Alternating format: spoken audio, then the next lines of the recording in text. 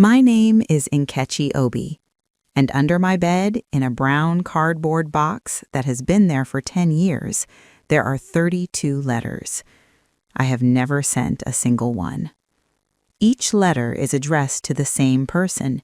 Each one starts the same way, with his name written carefully at the top, the way you write a name when you are not sure the person deserves the care, but you give it anyway because the care is about you, not about them.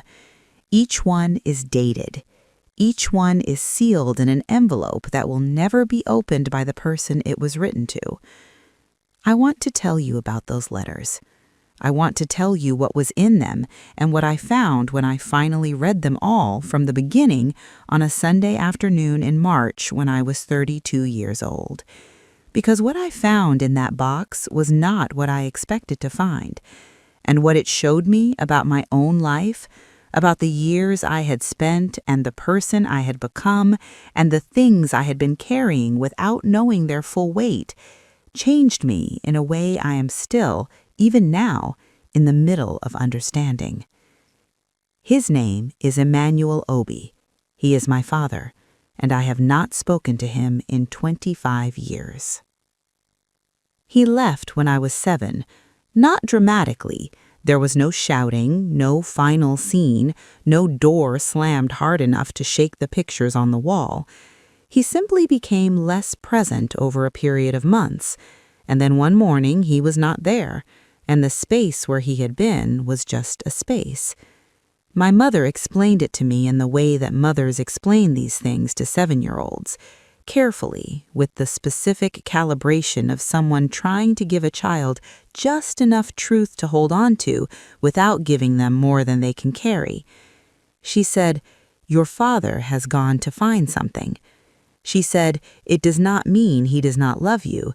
She said, "Some people are not able to stay, and that is not a thing you caused." I heard all of this. I did not understand any of it.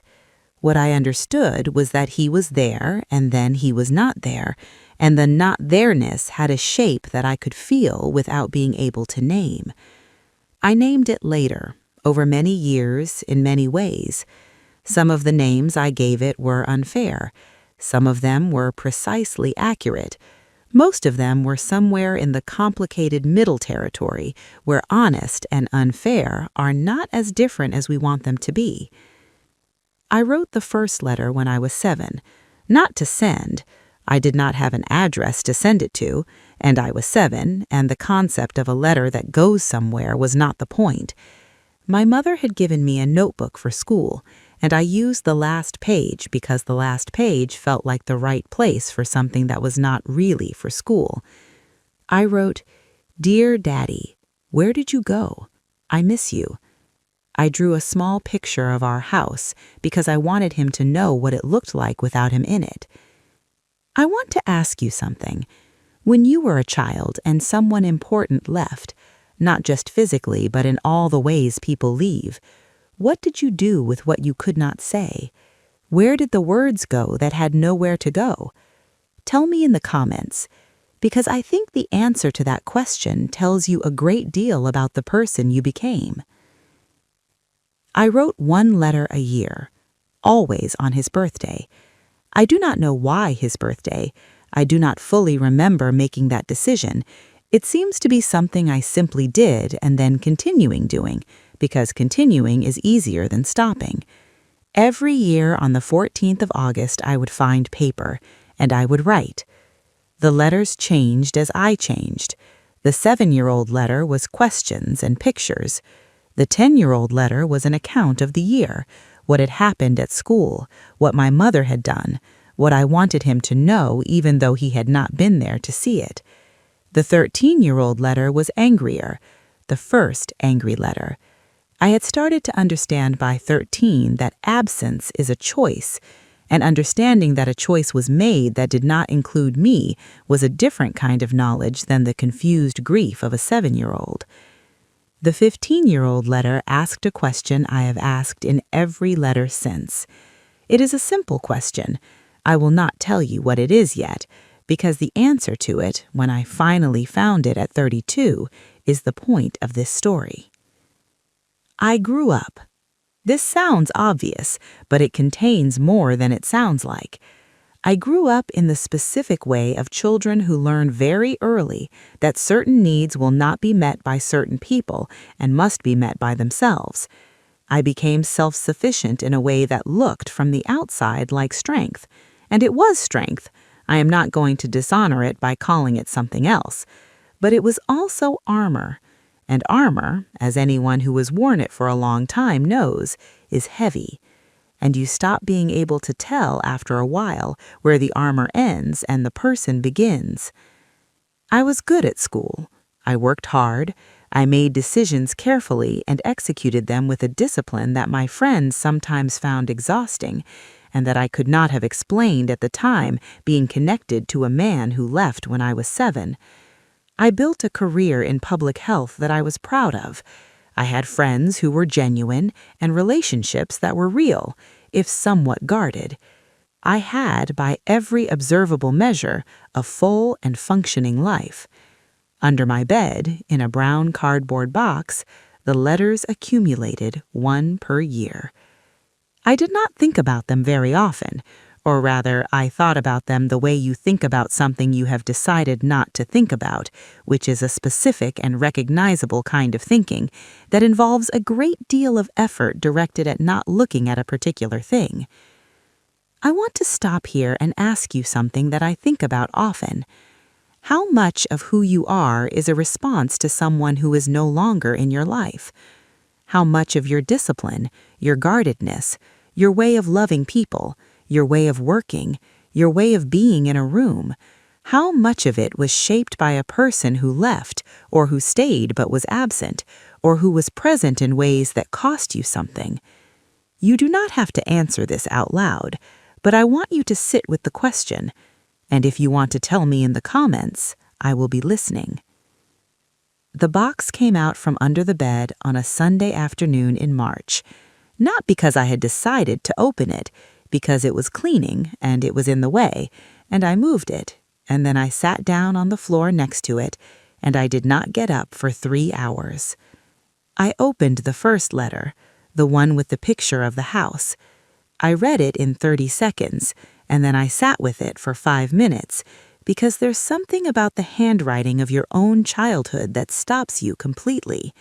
The careful, large, slightly uneven letters of a 7-year-old who was trying her best. The picture of the house, with a gap where a person was supposed to be. I opened the second, the account of the year. He missed this and this and this. Here is what I learned. Here is what happened. Here is what you were not there for. I opened the third and the fourth, and I kept going. I want to tell you what I found as I read. Not what was in the letters. I knew what was in the letters. I had written them. What I found was what they said together, in sequence, as a document of a person growing up. I found grief that moved through recognizable stages in real time across real years. The confusion of a child who did not understand. The anger of a teenager who did understand and found the understanding intolerable. The more complicated grief of a young adult who had started to wonder about his life, not just his absence, but what had led to it, what he had been carrying that made leaving seem like the only available option, what kind of pain produces that particular choice. I found in the letters from my mid-20s something I did not remember writing but recognized immediately when I read it, a softening. Not forgiveness. I want to be precise about this because the difference matters. Not an erasure of the hurt or a decision that it was acceptable, a recognition that he was a person, not just a father, that his leaving had a history I did not know and could not know because I had been 7 years old and 7-year-olds do not get the full account. And I found the question, the one I had been asking since I was 15, the one in every letter. The question was, do you think about me? Simple, 15 words in some versions, 3 in others, but always the same thing at its core. Do you think about me? Does the fact of me exist in your mind somewhere? Am I a presence in your life even though you are an absence in mine? I sat on my bedroom floor with that question in my hands across 25 years of letters, and I thought, I have been waiting for an answer to this question for 25 years, and I have been waiting in silence, in sealed envelopes, in a box under a bed, from a person who does not know the question has been asked. What I'm about to tell you is the part of this story that I struggled the most with knowing how to say, not because it is complicated, because it is simple, and sometimes simple truths are the hardest ones to stand in front of. I had been asking that question, do you think about me, as if the answer was something he held, as if his answer, if I could hear it, would resolve something that was unresolved inside me, as if the question was about him. Reading 25 years of letters in one sitting showed me something that 25 years of living had not been able to show me directly. The question was never about him. It was about me. It was about a 7-year-old who had concluded from the evidence of his leaving that she was not enough to make someone stay, and that conclusion had been running quietly underneath everything ever since, underneath the discipline and the self-sufficiency and the armor and the career and the guarded relationships and all of it. Do you think about me was not really a question for him. It was a statement about herself that she had never been able to make directly. It was, I am worth thinking about. It was, I existed even when you were not there to see me. It was, the person I became without you is real and whole and worthy of being known. She had been telling him that for 25 years, in sealed envelopes, in a box under a bed. She had never told herself. I want to ask you something, and I want you to really hear it. Is there something you have been waiting for someone else to tell you? Some acknowledgement, some recognition, some answer to a question you have been carrying that is actually something you need to tell yourself? Not because the other person does not owe it to you. They might, but because waiting for them to say it has been costing you something, and the cost comes out of you, not out of them. Tell me in the comments, because I think this is one of the things we do not talk about enough, the ways we put the answer to our own questions in someone else's hands and then wait, and the waiting shapes us in ways we do not always recognize. I did not send the letters. I want to be clear about that because I know you might be expecting a scene where I put them in an envelope and mail them or find him and hand them to him in person. I did not do that. That is not what this story is about. I read them, all of them, in one sitting on a Sunday afternoon in March, and when I finished, I sat on the floor for a long time with all 32 of them around me, and I thought about a 7-year-old girl with careful handwriting who had decided, in the absence of an answer, to keep asking, who had never stopped asking, who had asked every year for 25 years without ever giving up on the possibility that the question mattered. That girl did not give up, even when the answer did not come, even when the silence was the only response. She kept writing. She kept dating the envelopes. She kept trying to make contact with something that was not there. I thought about that persistence, about the version of myself that existed in those letters, hopeful, grieving, angry, softening, growing, never stopping. And I thought, that is not a broken person. That is a person who kept going, who found a way to process the unprocessable year after year, alone in sealed envelopes, without asking anyone else to carry it. That is extraordinary, and I had never in 32 years told myself so. I put the letters back in the box, I slid it under the bed, and then I sat at my desk and I opened a new document on my computer, and I wrote a letter that was different from all the others. It was not addressed to him, it was addressed to myself, to the 7-year-old who drew the picture of the house, to the 13-year-old who first understood that absence is a choice, to the 15-year-old who first asked the question, to all of the versions of myself that had shown up every 14th of August for 25 years and done the work of continuing. I wrote, I see you. I have always seen you. You were worth staying for, and the fact that he did not stay is a statement about what he was able to do, not about what you were worth.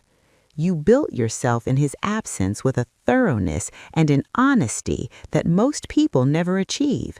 The question you have been asking was never really a question. It was a declaration, and the answer was always yes. I'm telling you now because nobody else can tell you this. Only you can. You think about yourself, and that is enough. God does not always send the answer through the person you address the question to. Sometimes he puts the answer in your own hands and waits for you to be ready to read it. Sometimes the box under the bed is not a collection of unsent letters. It is a portrait of a person who kept going when she had every reason not to. It is evidence of a self that was being built quietly and consistently and without witnesses, in sealed envelopes, in the dark, year after year after year. Open the box. Read what is in it. What you find will not be what you expected. It will be better. It will be you, fully, completely, undeniably you, and you will not be able to look away from it.